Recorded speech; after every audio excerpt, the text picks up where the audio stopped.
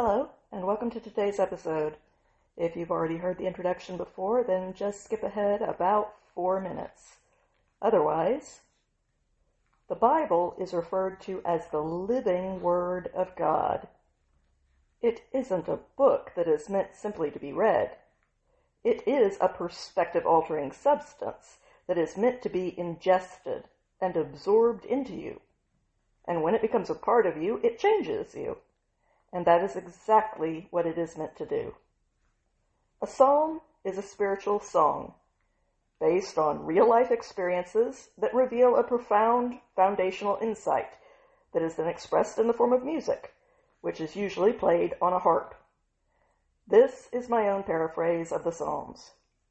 Now, there is an important difference between a paraphrase and a translation, and it is important to understand what that difference is.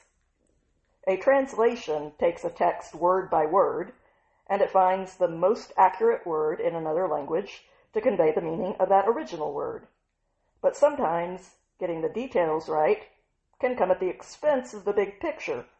For example, the literal translation for a butt dial and the literal translation for a booty call could end up being exactly the same if they were both translated very literally into another language. But we all know that those are two very different ideas. A paraphrase, on the other hand, is attempting to capture the spirit of the idea that is being expressed. But both approaches come with their own disadvantages. Sometimes, the most literal translation for each word, while technically accurate, loses something in its translation. For example, if you were to translate the phrase, "cat got your tongue," into another language, it would make no sense to them. Why would a cat grab your tongue? What are you even talking about? In order to convey the original idea, you would have to find out which saying is used in that other language to express the same concept, but it might not involve a cat, or even any animal at all, and so the literal translation would not be a very accurate one. But in a case like the one that I just described, the idea is more important than sticking to a very literal translation that loses all of its intended meaning. However, because paraphrases are an individual's interpretation of the underlying idea, instead of a rigorous academic translation of the word, they are not as objectively accurate as a translation is. A paraphrase is a lot more subjective, and that makes it much more susceptible to interpretations that are way off the mark of the original text's intent.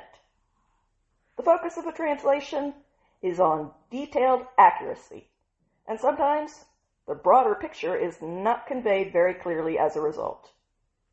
The focus of a paraphrase is on painting that big picture, but it often loses the accuracy of the finer details. Both are useful as long as you understand which is which, and what the disadvantages to each approach are. And that is why I recommend using both an accurate translation, like the New American Standard, and a responsible paraphrase. Psalm 66, Part A, the first 7 verses. To the music director, a psalm to be sung.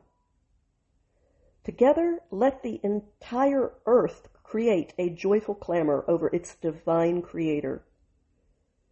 Sing out about the compelling honor of his reputation as you elevate who he is by recounting all of his glorious deeds with spontaneous celebrations rising out of the depths of the heart. Acknowledge out loud to the divine Creator how awe-inspiring are you in action, and how incredibly overwhelming are the impressive things that you do. I observe as the unfathomable scale of your immense power causes even your enemies to give up and cower, reluctantly demonstrating outward submission to you. Indeed, whether they choose to be rebels or allies, the entire earth, without exception, will fall to the ground in reverence of you, unable to refrain from worshiping your nature and your legacy by singing songs of wonder and adoration to honor them. Pause and serenely reflect on that thought. So come and actually examine the things that the divine Creator has done. Consider the record of his incredible interactions with mankind and the truly awesome actions that he has taken for the children of men. For example, he transformed the sea into dry land, and mortals that were just like us crossed through the moving river on foot. And on the other side, we joyfully celebrated him.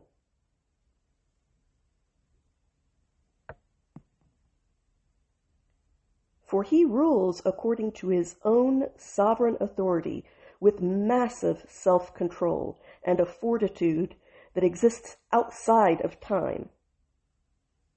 And yet he is not distant or detached.